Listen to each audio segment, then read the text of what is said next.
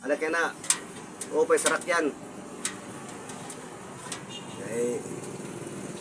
Mga tibang nakita mo na yun sa kuan. At sa kahit papaano makatulong man lang kahit paminsan-minsan lang.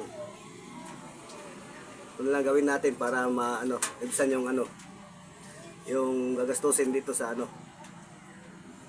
eh kaya naman natin gawin lang natin para katipid naman tayo sa mekaniko. Total basic man lang to, basic lang to. May pinag-aral naman tayo kung sa pagka-mekaniko, pwede naman natin gawin to. Okay, so basic lang to eh. Ito lang, kakabit mo lang to, saka paigutin mo ng konti. Ganon, isa lang muna paikutin mo. Tapos baba mo yung isa connector dito para sa meter gas ito.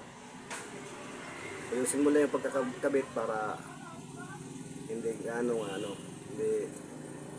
hindi naman delikado pag mga meter gas.